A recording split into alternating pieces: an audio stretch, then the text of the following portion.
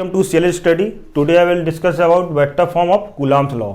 आज हम कूलम्ब के नियम का सदिश रूप देखेंगे। ठीक है, ये जो टॉपिक है ये थोड़ा सा बोर्ड एग्जाम के हिसाब से भी इम्पॉर्टेंट और जो हमारे कॉम्पिटिटिव एग्जाम्स होते हैं उनमें जो न्यूमेरिकल पोर्शंस होता है, ठीक है, उनके हिसाब से भी ये इम्पॉर्टेंट है। ये हालांकि है तो बहुत आसान, होता बहुत आसान है, बस छोटी छोटी सी हमसे मिस्टेक्स हो जाती हैं क्योंकि इसमें दिशा का बहुत ध्यान रखना पड़ता है। यदि आपने दिशा कोई गलत ले ली तो आपका जो आंसर आएगा, मैग्नीट्यूड आएगा, वो तो हो सकता है सही आ जाए लेकिन उसकी जो डायरेक्शन आएगी वो गलत आ जाएगी। ठीक है, तो इसमें थोड़ा सा बहुत केयरफुली समझें। देखो हमें क्या समझना है, पहले तो हमने आपको ये बता दिया था कि आवेश जो था उसके वजह से बल लग रहा था और बल कितना लगेगा ये हमारे कूलम्ब भाई साहब ने बता दिया था। तो उसका जो बल था, फोर्स था, उसका मैग्नीट्यूड का जो फॉर्मूला हम लोगों ने अपने लास्ट लेक्चर में देखा था वो ये था, F बराबर 1/4 pi epsilon not Q1 Q2 upon R square. R क्या था, उनके दोनों आवेशों के बीच की दूरी थी। ठीक है, अब देखो यहां पे हमने मैग्नीट्यूड यानी कि इसकी मात्रा, बल की, फोर्स की मात्रा तो हमें इस फॉर्मूले से पता चल जाएगी, लेकिन इस बल की दिशा क्या होगी, इस बल की दिशा क्या होगी उसको हम आज देखेंगे यहां पे। ठीक है, तो सबसे पहले हम क्या करते हैं, इस फॉर्मूले को आप अपने दिमाग में रखें। ठीक है, अब हम इस फॉर्मूले को नहीं लिख रहे हैं, इसको साफ करके अब सीधे हम आवेश को लिखेंगे, बना रहे हैं यहां पे। ठीक है, हमारे पास ये दो आवेश हैं, दो चार्ज पार्टिकल हैं, ये Q1 और एक ये हमारा है Q2। ठीक है, ये Q2। हम क्या करते हैं, यहां पे कोई सा भी नेचर का पार्टिकल हो, ठीक है, कोई भी इसका जो चार्ज उसका नेचर कोई भी ले, लेकिन हमने यहां पे ले लिया प्लस प्लस, यहां पे भी प्लस है, यहां पे भी प्लस है। आप प्लस और माइनस लेकर भी, माइनस माइनस लेकर भी सॉल्व कर सकते हैं। ठीक है, हमने एक प्लस प्लस लेके सॉल्व कर रहे हैं। ठीक है, और एक तो इसलिए कर रहे हैं प्लस प्लस लेकर के क्योंकि अधिकतर मैक्सिमम बुक में जो होती हैं उनमें प्लस प्लस लेकर ही किया गया है। तो हम यहाँ पे कोई दूसरा बताएं तो आप कंफ्यूज ना हो जाए। ठीक है, हम प्लस प्लस से बता रहे हैं, आप माइनस माइनस या प्लस माइनस से करके आप अपने आप में देखें।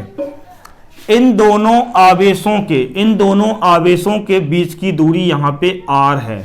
ठीक है, अब यहाँ पे हमने कल बता दिया था, यदि हमें Q1 आवेश पर हमें बल की दिशा बतानी हो, Q1 आवेश पर बल की दिशा बतानी हो तो इस पे बल की दिशा कहां होगी, यहां होगी। ऐसा क्यों होगा, ये जो दो प्लस प्लस चार्ज हैं ये एक दूसरे को रिपल करेंगे, एक दूसरे को रिपल यानी कि प्रतिकर्षित करेंगे।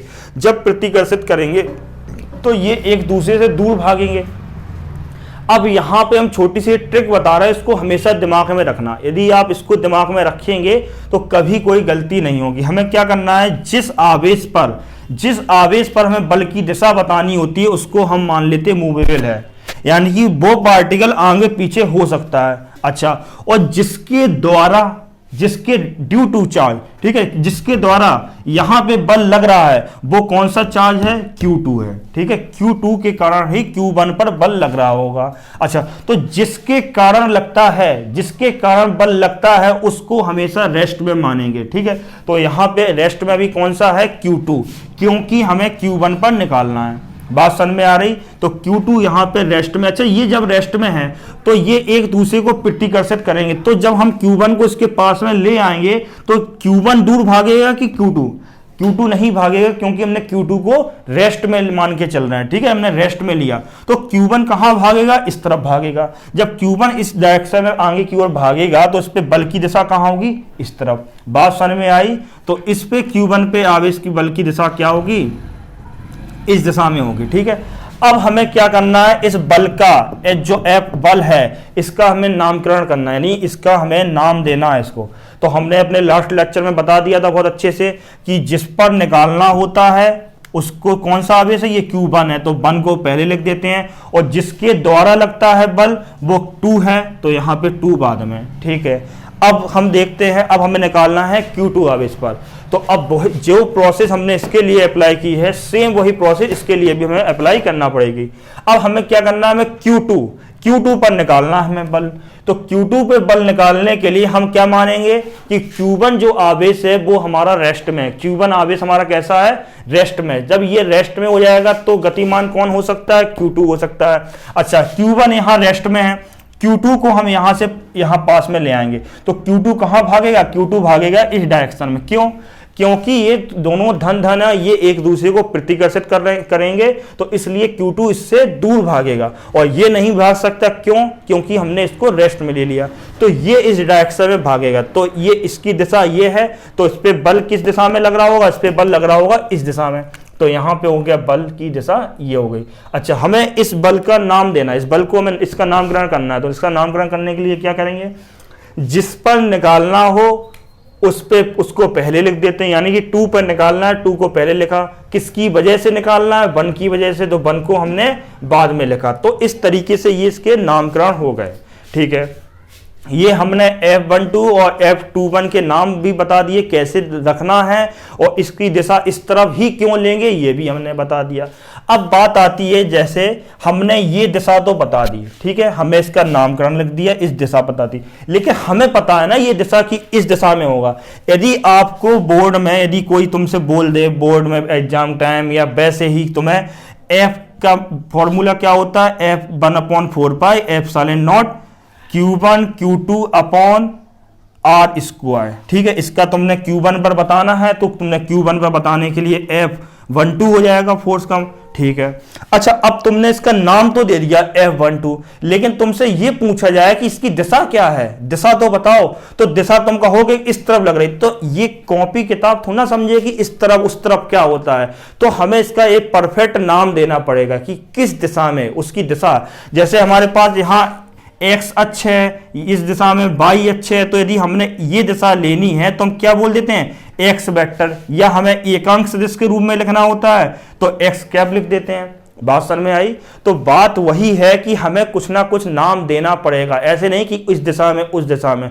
ये तो हमने अपने समझने के लिए हमने बता दिया इस दिशा में। यदि आपको मैथमेटिकली लिखना है तो उसके लिए कैसे लिखेंगे, अब हमें वो देखना है। ठीक है, तो अब देखो क्या करना है, ये निकालने के दिशा का नाम बताने के लिए हमने अभी तो बता दिया इस दिशा में, अब इस दिशा का नाम क्या है उसका नामकरण करने के लिए अब देखो क्या करेंगे, थोड़ा सा, हाँ चलो इसी में देख लेते हैं। हमने एक लिया यहाँ पे कोई अक्ष बना ली, ठीक है, ये हमने एक अक्ष बना ली और यहाँ पे लिया हमने मूल बिंदु, ये मूल बिंदु हमने O ले लिया। अब हमने ये मूल बिंदु O ले लिया, ये Q1 है, ये क्या है, Q1 है। इस Q1 की इस मूल बिंदु से जो दिशा है, इस Q1 की इस मूल बिंदु से जो दिशा है ये कितनी है, R1 वेक्टर। कितनी है, R1 वेक्टर।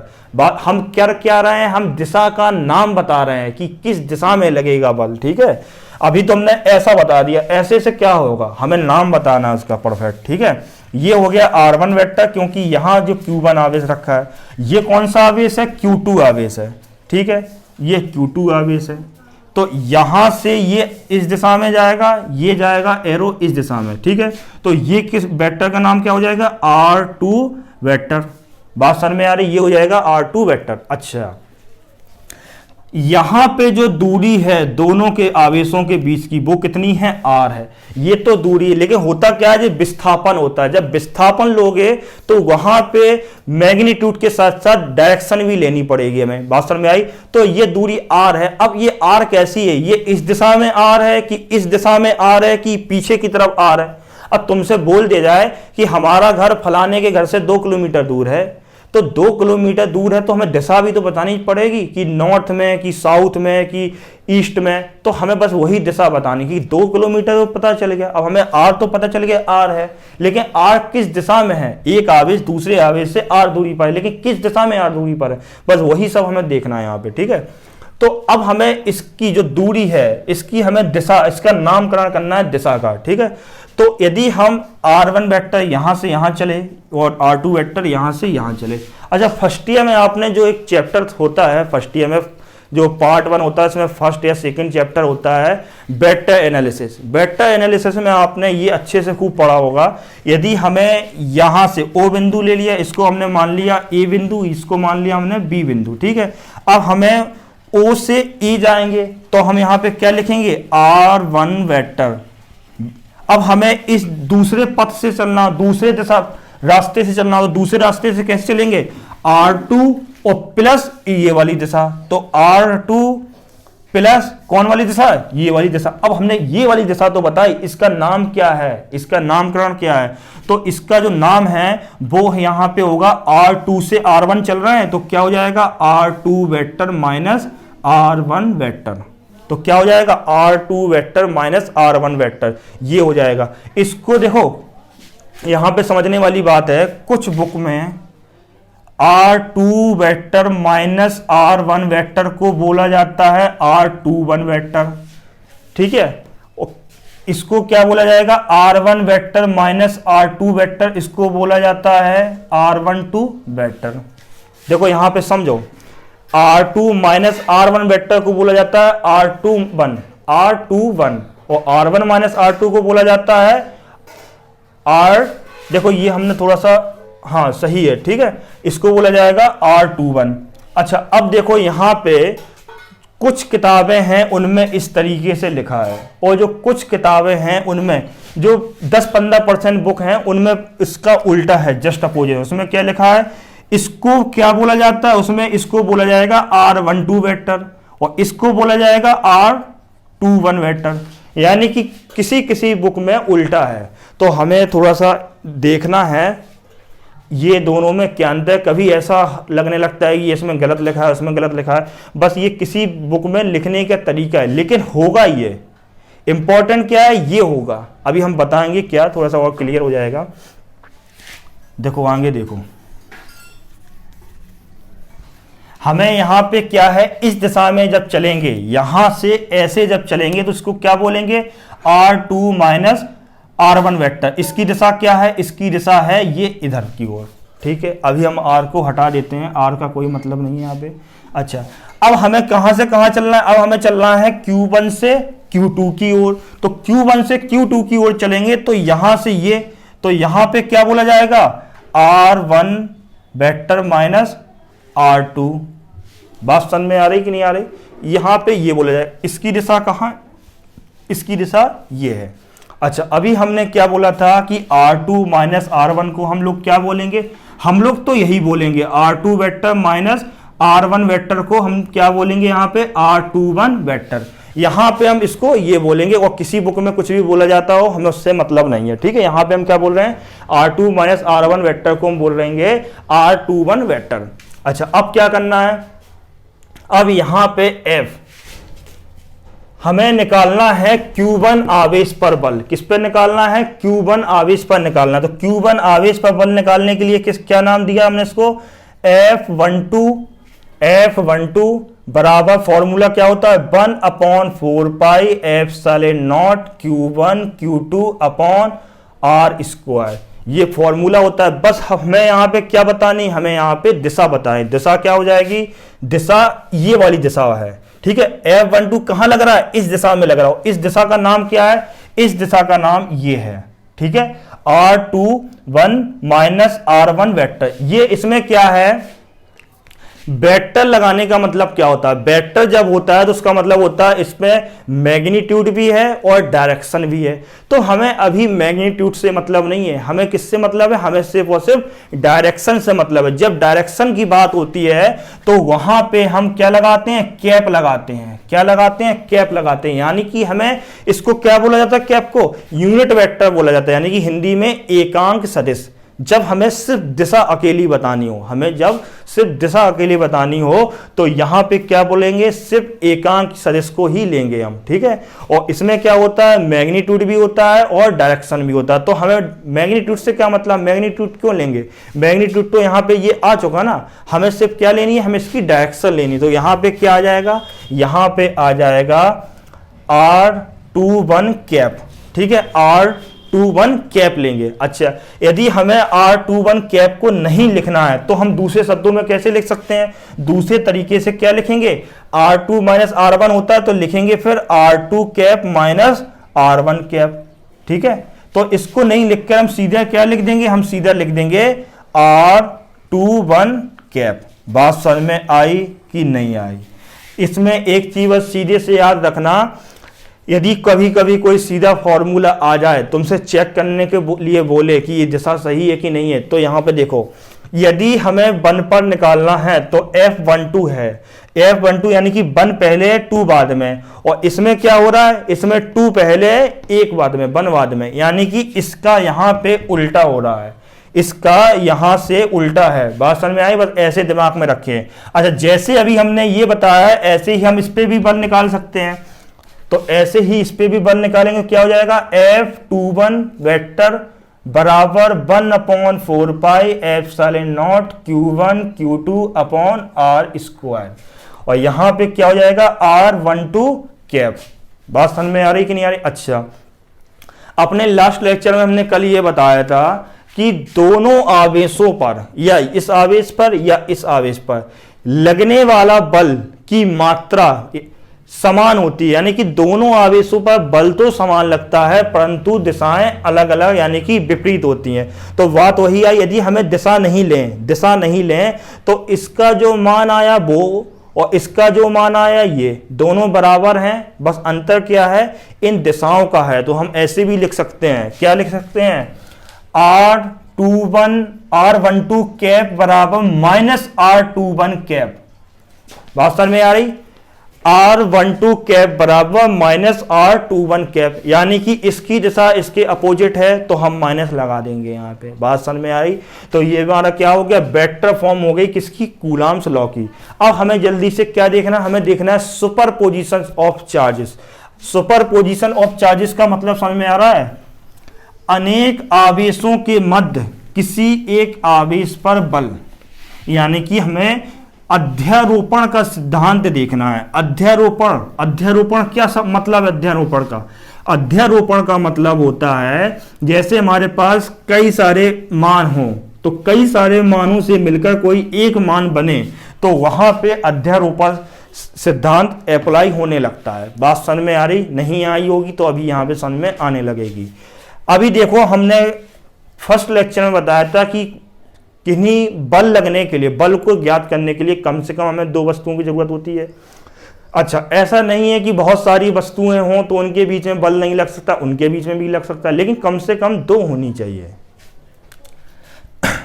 अब माना कि हमारे पास कोई निकाय है, अनेक आवेशों से मिलकर कोई निकाय बना हुआ है, और यहाँ पे आवेश जो है वो कैसे हैं, वो पॉइंट चार्ज यानी कि बिंदु आवेश है। तो एक आवेश हमारा ये है Q1, एक यहाँ पे है, ये है Q2, एक यहाँ पे है हमारा Q3 और एक हमारा यहाँ पे है Q4। कौन सा है? Q4। अच्छा, एक काम करते हैं, यहाँ पे Q1 ले लेते, कोई दिक्कत नहीं है, बस थोड़ा सा देखने में अच्छा लगने लगेगा। यहाँ Q2, ये Q3 और ये Q4, ठीक है। और ये क्या है, ये हमारा है Q1।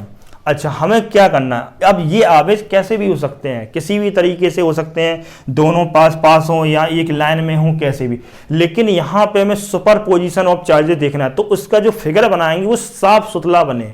तो साफ सुथरा बनने के लिए हम इसकी डिजाइन को ऐसे रखेंगे, इसका जो पैटर्न है वो कुछ इस तरीके से बना लेंगे जिससे कि हमें पूरा फिगर अच्छी समझ में आए, ठीक है। तो यहाँ पे क्या हो जाएगा, हमने देखना, हमें करना क्या है यहाँ पे, पहले तो ये समझो हमें यहाँ पे करना क्या है। अब हम ये नहीं, ये हम पढ़ चुके हैं, ठीक है, इसको हम हटा देते हैं। हम क्या पढ़ रहे हैं, सुपर पोजिशन ऑफ चार्जेस।